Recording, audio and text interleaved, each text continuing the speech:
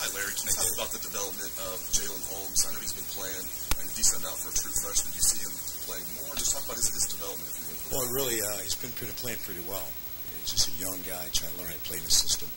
10 or 15 plays here and there, just kind of get his feet wet. And as we move through the season, hopefully he can give us 20, 25 plays. Sean Frazier went down with an injury. Is he okay, or is it? Not sure yet what's going to happen for the game. He had an ankle injury. We're just going to wait and see what happens. And last thing, I want to get a quick update on Noah Spence. I'm sure you guys don't know exactly what's going to happen next year, but what can you tell us about Noah? What's going on with Noah right now? You can tell us. Just that he's seeking service, getting help. He's just trying to get healthy, and that's the biggest thing. He's going to class. He's still doing the same thing, but he also get some counsel and those kind of things. Yep. Larry, Ari Washington, just was wondering, now you're almost a year into this here at Ohio State, and you're going to be playing Penn State this week, obviously, but what's it been like for you trying to chart out Ohio State's territory in the recruiting areas that you spent so many years at Penn State establishing for yourself and having to go against them? And how's it going for you? It's going pretty good. Actually, Maryland area is still the same area. I have Maryland, Virginia, D.C., and the guys that know me, so I'm just walking in with a different color on. But I think they know the value of what I bring to the table, in fact, what I'm looking for recruiting-wise. And Ohio State speak for itself in education-wise and program. So I'm not selling anything different, really just selling something I really believe in. And I believe this is a great institution. Roadblocks or people that you've known, or were there any challenges to besides just putting on a different color shirt that you had to go with charting out that territory for this program when Penn State's been so successful and continues to be successful there? Well, it's kind of exciting because Ohio State has gone to Maryland a lot. You look at our roster, not a lot of Maryland, Virginia players on the roster. And so now going in with Ohio State, it really helped because there's a lot of interest in this right now. How unusual is it going to be to be on the visiting sideline and the visiting locker room in that stadium this week? It'll be different. It'll be the first time. You spend 18 years in one place for a long time, and then you walk back in there and different sideline and place you've been for 18 years. But I'm looking forward to going back, and I'm looking forward to going back to Ohio State University. So I'm looking forward to going back home, being excited to play in the stadium. How's Steve Miller played the last few weeks? It seemed like he kind of got off to a little bit of a slow start and come on the last few weeks. Steve Miller, first-time starter, for in his career for us, and I came in and we talked about him this morning. He really has done a great job. He's a great worker. That's what he brings to the table. He'll play hard every snap. He's smart. He listens. He does exactly what you tell him to do. And I think he played really well last week also. Yeah, Larry, elaborate though. You're going back. You were there for 18 years. Did you ever feel for teams that came in there on like whiteout the nights and things like that? What was it like? I guess that atmosphere from that side. It's pretty exciting. There's a great student body, great fan base. It'll be loud, and we counted on that being loud going with the team coming in. And our players, they went to another notch when they got to play in front of 108,000 whiteout, those kind of things. So it's going to be fun. So it's going to be a great environment, but there's 8,000 here. So that's fun to play in front of also. So I think it'll be exciting. I think our players will be jacked going back in there to play again and playing in Penn State.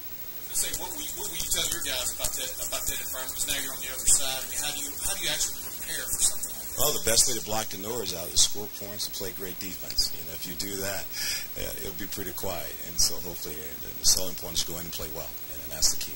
Is there a little bit of melancholy here, though, too, for you? You spent all that time there. There was a time when some people thought you might be the head coach. You were the interim head coach for a while and stuff. Did you leave there did you feel like on good terms? How did you feel like you left the place? I left on my terms, and that's the good thing about it. I left on my terms. I felt it was time to move on. Coach Franklin brought his staff in. I didn't want to be the guy to be held over again.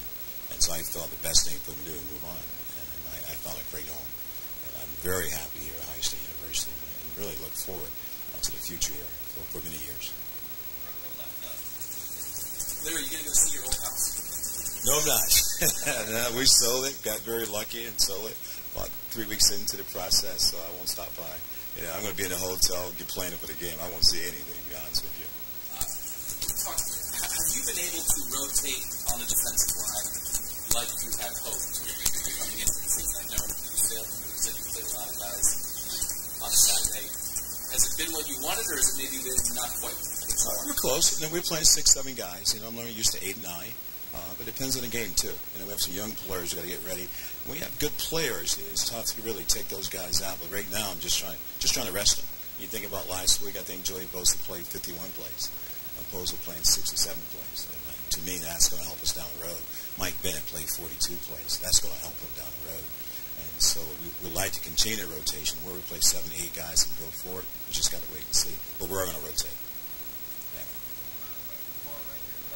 Yeah, Coach Clay Hall, ABC6, was asking Coach Meyer about just how really the difference between Mike Vrabel and yourself, and those, like, colorful language or whatever it is. But he thought you were very similar. What is your approach to coaching young kids, and what do you think the common denominator is there? I think we both do it different. I think we're both a technician.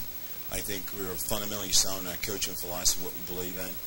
There's different ways to deliver a message to players. Mine might be a little different. I am a developer. I like to really be close to a player, develop a relationship. And I tell guys all the time, I don't want to coach you, I want to invest in you. And if I invest in you, really, at the end of the day, when you have you get married, have your first kid, you'll call me up and say, hey, Coach Johnson, I just had my first kid. That's the investment. And when you can invest in a kid and show them that, boy, they'll do anything in the world for you. And so that's kind of my march, is try to make sure the players understand that, I trust them, I believe in them, but I'm also going to invest in them. You coach a rugged brand of football, and yet you said kind of in the preseason you get away from you kind of like being in the plants and arranging the flowers. A little bit different than maybe you might expect.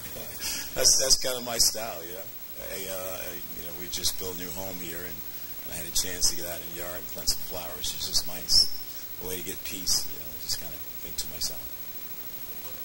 Yeah. Have you ever been in the opposing locker room in Penn State? I am not. What do you expect? I mean, have you heard about it?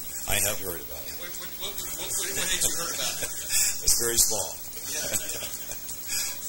You're welcome. Thanks, guys. Appreciate it.